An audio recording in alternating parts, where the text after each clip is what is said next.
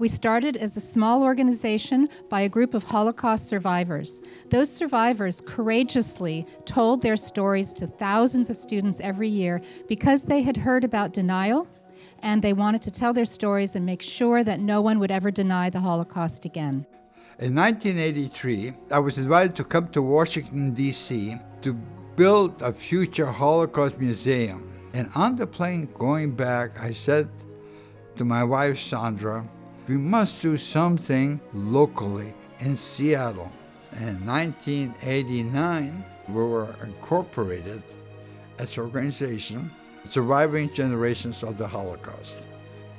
I became president of Holocaust Survivors, and my daughter, Debbie Ben-Ezra, became co-president with Michael Spector. In the early days, we rented space from the Jewish Federation. Henry Friedman started the creative writing contest, and Sandra established a library. We organized the Speakers Bureau and began training teachers throughout the state of Washington. In the early 2000s, we created the Holocaust Teaching Trunk program, expanded our teacher training, and began taking annual study trips to Europe. Eventually, we outgrew our space. Northwest News Today. Construction of Seattle's first Holocaust Museum launched today. The new space will be dedicated to teaching universal human rights lessons through the Holocaust. This new space allows us to bring these stories to more people around the community and around the Pacific Northwest. Stories of Holocaust survivors and their families, perseverance, rebuilding, stories of human rights and genocide.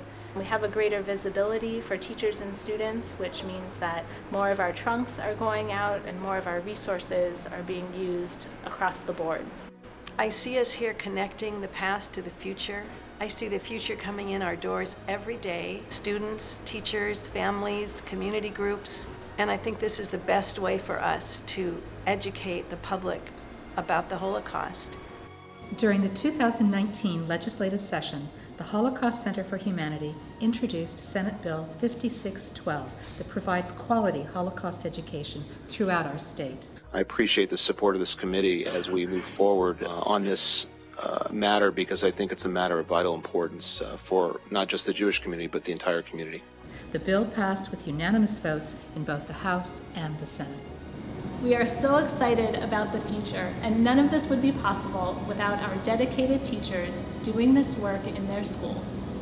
I'm Rosemary Conrad. I teach at St. Luke's School in Shoreline. I've been teaching Holocaust education probably for the last 20 years, and I know what a difference it makes for my kids. A student that I haven't seen in 10 years told me that of all the things she ever learned in school, the most important were the lessons from the Holocaust. And she said, I thought you should know what a difference it has made in my life.